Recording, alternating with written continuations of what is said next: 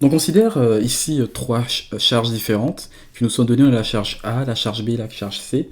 On voit ici que les charges ont différentes valeurs. Ici, la charge A a une valeur de 5 microcoulombs, la charge B a une valeur de moins 2 microcoulombs et la troisième charge a une valeur de 3 microcoulombs. Et en fait, on nous demande ici de trouver la force ici, la force totale qui est exercée par les charges A et B et les charges A et C sur la charge B.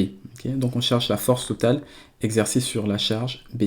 On voit que la charge A a une valeur positive qui est de 5 microcoulombs, tandis que la charge B est négative. C'est-à-dire que la force qu'elle va ressentir sera une force attractive, okay, dans la direction de la charge A. Également, la charge C va exercer une force qui sera aussi attractive pour la charge B. Okay. Donc on voit ici que la première force, la force qui sera exercée par la charge A sur la charge B, sera dirigée dans le sens des I négatifs ici, tandis que l'autre force, celle qui est exercée par la charge C sur la charge B, sera dirigée dans le sens des I positifs. Donc c'est très important, on voit que le mouvement ici est seulement dans une seule direction, et c'est seulement selon l'axe des X. Donc on n'a pas de mouvement en fait selon l'axe des Y ici. Donc on va utiliser ces connaissances-là pour écrire la force totale ressentie par B. On sait que cette force totale-là sera égale à la force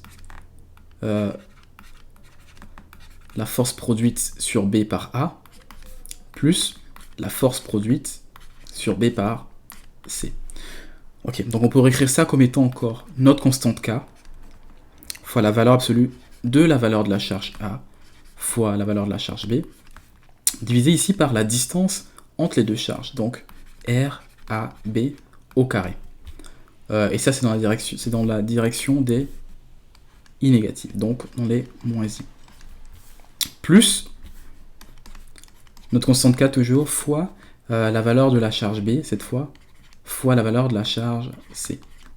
Divisé ici par la distance au carré toujours, R, A, C au carré. Et cette fois, c'est dans la direction des I. Ok. Donc, on connaît la valeur de QA, on connaît la valeur de QB, on connaît la valeur de QC, on peut remplacer ces valeurs-là, on connaît également les distances entre chacune des charges ici, on peut les remplacer dans notre expression pour essayer d'évaluer la valeur numérique. Donc ça ici, c'est la force totale. Ok.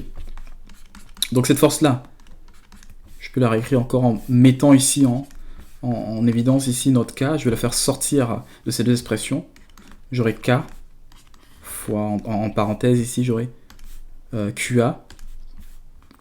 Donc QA, j'ai dit que c'est valeur absolue de 5 microcoulombs fois, ici,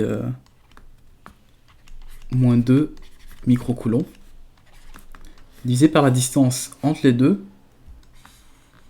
La distance entre les deux est donnée par 2 cm. Donc 2 cm, je peux le réécrire encore comme étant 2 fois 10 à la moins 2 mètres. Donc c'est 2 fois 10 à la moins 2 mètres au carré, parce que la distance est évaluée au carré. Ok.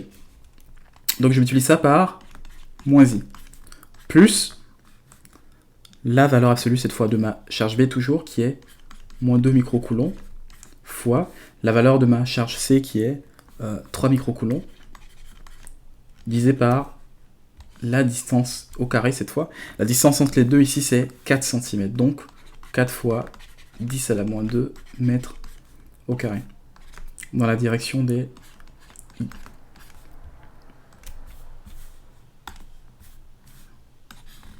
Donc je vois ici qu'il y a des termes qui se répètent, donc je peux les faire sortir de mon expression pour la rendre encore beaucoup plus simple à évaluer.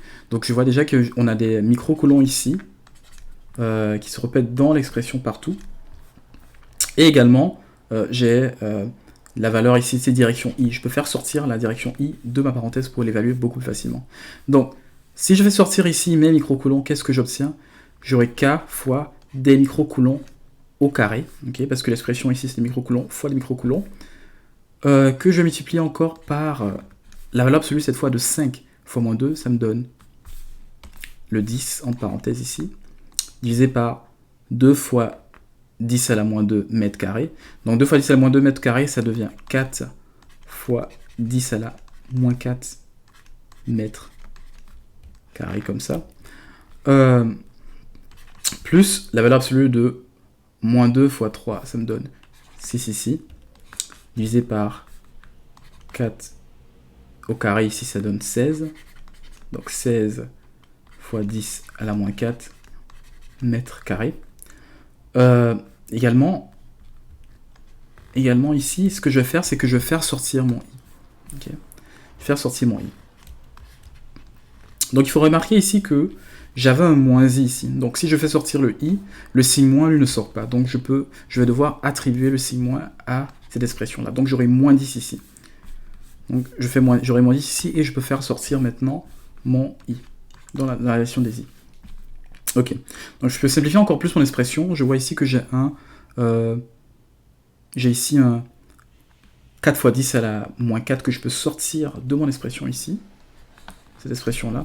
Donc j'aurai k microcoulomb au carré fois 1 sur 4 fois 10 à la moins 4 mètres carrés que je multiplie par l'expression qui reste dans la parenthèse ici. Ça me donne moins 10 plus 6 ici sur... Qu'est-ce qui reste en bas au dénominateur? Donc j'ai fait sortir 4 ici, il me restera un 4 ici. Donc j'aurai 4 ici. Et ma direction, que je n'oublie pas bien sûr, qui est le i. Ok.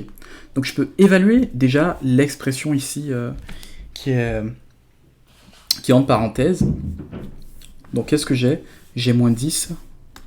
Donc je sais que j'ai moins 10 plus 6 quarts. Donc 6 quarts c'est encore 3 demi. Donc je peux réduire ça au dénominateur, ça me donne moins 20 plus 3 divisé par 2. Donc ça me donne moins 17 ici, demi. Okay.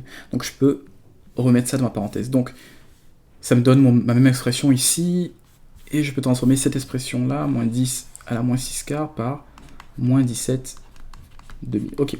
Donc je connais la valeur aussi de ma constante k. On sait que la constante k, on sait que k est égal à 8,99 fois 10 à la 9 newton par mètre carré divisé par des coulombs carrés. Donc je vais remplacer sa valeur dans mon expression ici. Et qu'est-ce que j'obtiens? J'obtiens 8,99 fois 10 à la 9. Les unités sont des newtons par mètre carré sur des coulombs carrés. Ici, mes microcoulombs au carré, je sais que microcoulomb c'est égal à 10 à la 6 coulomb. 10 à la moins 6 coulomb. Donc ici, j'ai 10 à la moins 6 coulomb au carré. Ici. Donc ça me donnera 10 à la moins 12 coulomb au carré. Que je vais multiplier par l'expression ici. Donc 1 sur 4 fois 10 à la moins 4 mètres carrés. Multiplier cette fois par cette valeur-là qui est moins 17 demi dans la direction des i. Ok. Donc à présent, j'ai toutes les valeurs en fait de mon expression. Ce qui me reste ici, c'est d'évaluer cette expression-là et d'essayer de simplifier au maximum les différentes valeurs. Donc déjà, on voit qu'au niveau des unités, les mètres carrés se simplifient avec les mètres carrés ici. Ici, j'ai des coulombs carrés qui simplifient avec des coulombs carrés ici. Donc je vois que la seule unité qui me reste, c'est des newtons. Et ça, c'est tout à fait normal. Hein. C'est normal parce que la force, en fait, comme on le sait, les unités des forces, ce sont les newtons. Okay.